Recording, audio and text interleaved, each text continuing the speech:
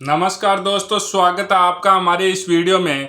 आज के इस वीडियो में जानेंगे साइकोलॉजी का पेपर नंबर 40 जो पेपर रहेगा रीट 2016 का L2 का पेपर। और दोस्तों, आप अगर RSMSSB के और RPSC और अदर सभी साइकोलॉजी के ओल्ड पेपर के वीडियो एक जगह देखना चाहते हो तो इस चैनल पे प्लेलिस्ट बनाई हुई है जिसमें आज तक हुए सभी पेपर मिल जाएंगे। प्लेलिस्ट का लिंक वीडियो के डिस्क्रिप्शन में है। तो दोस्तों, इस पेपर का पहला क्वेश्चन जो इस प्रकार से है, निम्न में से कौन सी डिसलेक्सिया की विशेषता नहीं है? तो वाचन परिशुद्धता, गति तथा बोध की समस्याएं, सीधे या उल्टे हाथ के प्रयोग के संबंध में निश्चय, लिखने की धीमी गति, छपे हुए शब्दों को सीखने और याद रखने करने की कठिनाइयां। तो इसका सही आंसर ऑप्शन नंबर 2 रहेगा। दोस्तों, डिसलेक्सिया, डिस्ग्राफिया, इससे संबंधित हर पेपर में एक क्वेश्चन आ रहा है। तो अगर आप पुराने पेपर ज्यादा से ज्यादा पढ़ते हैं, उनके टेस्ट देते हैं, तो आपको उससे ये पता चलेगा कि किस चैप्टर से कौन से और कैसे क्वेश्चन आ रहे हैं। सशक्त अभिप्रेरणा सीखने का प्रभावशाली घटक है, तो शीघ्र सीखता है। ऑप्शन नंबर 3 सही रहेगा।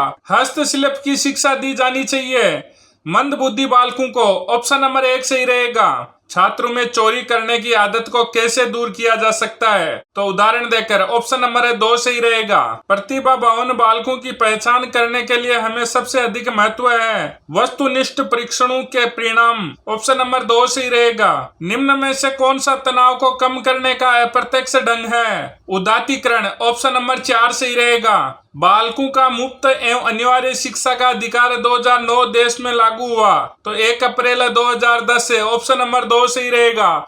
ये क्वेश्चन दोस्तों इस सीरीज में काफी बार पूछा जा चुका है। अगर आप ये साइकोलॉजी के सभी पुराने पेपरों की सीरीज के सभी क्वेश्चन अगर आप देख लेते हैं तो आपको परीक्षा में बहुत ही मदद मिलेगी। NCF 2005 में कला शिक्षा को विद्यालय में जोड़ने का उद्देश्य है सांस्कृतिक विरासत की प्रशंसा करना और छात्रों के व्यक्तित्व और मानसिक स्वास्थ्य को विकसित करना। तो इसका सही आंसर ऑप्शन नंबर 4 रहेगा। जब बालक की परीक्षा द्वारा मापी हुई योग्यता के सही मूल्यांकन में स्थायित्व होता है तब उस परीक्षा की विश्वसनीयता होती है। ऑप्शन नंबर 2 सही रहेगा।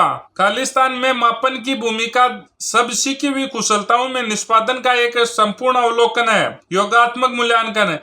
ऑप्शन नंबर 2 सही रहेगा। दोस्तों, पुराने पेपरों की महत्ता को देखते हुए पेपर साथी ऐप लेके आया है आज तक हुए साइकोलॉजी के सभी पुराने पेपरों की टेस्ट सीरीज और 15 चैप्टर वाइज टेस्ट है, जिसका महत्वपूर्ण क्वेश्चनों की टेस्ट सीरीज और 3000 प्लस क्वेश्चन PDF फॉर्मेट में। और दोस्तों, कक्षा 11 व 12 की साइकोलॉजी के सभी MCQ क्वेश्चन जो उन चैप्टर से बनते हैं चैप्टर वाइज, वो सब इस टेस्ट सीरीज का हिस्सा रहने वाले हैं। और टेस्ट सीरीज का लिंक वीडियो के डिस्क्रिप्शन में है। अनुसंधान जो सामाजिक समस्याओं से संबंधित होता है तथा विद्यालय की जनशक्ति के द्वारा क्रियाकलापों के सुधार हेतु संचालित किया जाता है कहलाता है क्रियात्मक अनुसंधान। ऑप्शन नंबर 2 सही रहेगा।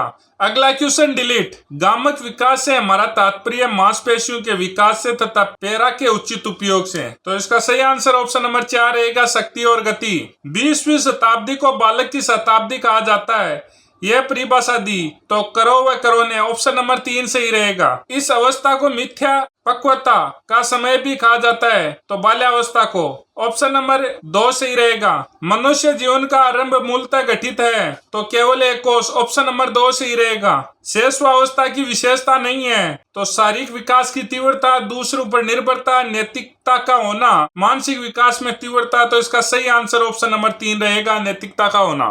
दोस्तों, ये सेम क्वेश्चन है इस सीरीज में कुल मिलाकर कम से कम 10 बार ये क्वेश्चन आपको मिलेगा। तो अगर आप पुराने सभी पेपर देख लेते हैं तो आपको लगभग ये अंदाजा हो जाता है कि कौन सा क्वेश्चन कैसे आएगा और किस चैप्टर से कैसा क्वेश्चन पूछा जाएगा। तो आप उस चीज में पारंगत हो जाते हो। जब एग्जाम के दिन आप एग्जाम में बैठते हो तो आपका क्वेश्चन गलत होने की संभावना कम रहती है और आप अच्छा स्कोर कर पाते हैं। चिंतन क्या है? प्रतीकों का प्रयोग। ऑप्शन नंबर 1 सही रहेगा।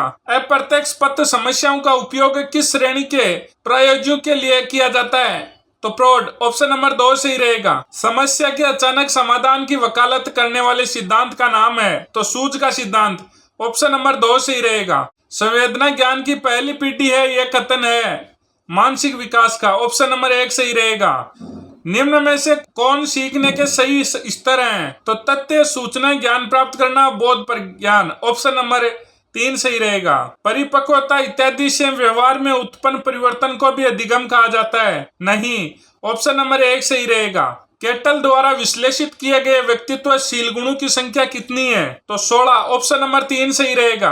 मूरे ने एक परीक्षण की रचना करके इतिहास रच दिया, वह क्या है? विषय आत्मबोधन परीक्षण। ऑप्शन नंबर 3 सही रहेगा। व्यवहारिक बुद्धि को कहा जाता है मूर्त बुद्धि। ऑप्शन नंबर 1 सही रहेगा। बुद्धि के त्रिआयामी सिद्धांत के अनुसार बुद्धि के कारकों की संख्या है तो 120। ऑप्शन नंबर 4 सही रहेगा। परिवेश की वस्तु जिसे प्राणी प्राप्त करने का प्रयास करता है कही जाती है तो प्रेरक। ऑप्शन नंबर 2 सही रहेगा।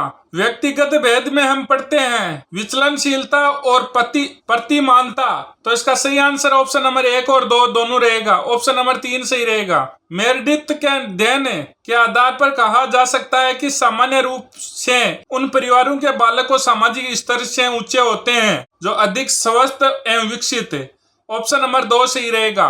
दोस्तों, यह साइकोलॉजी की जो पुराने पेपरों की सीरीज चला रखी है यह आपके लिए बहुत ही महत्वपूर्ण होने वाली है। इसमें सभी आज तक हुए साइकोलॉजी के ओल्ड पेपर, वह 15 चैप्टर वाइज टेस्ट है, वह कक्षा 11 और 12 साइकोलॉजी की बुकों के चैप्टर वाइज MCQ रहेंगे। तो दोस्तों, यह आपको एग्जाम में सफलता का जो स्वाद है यह जरूर चखाएगी। जय हिंद, जय भारत।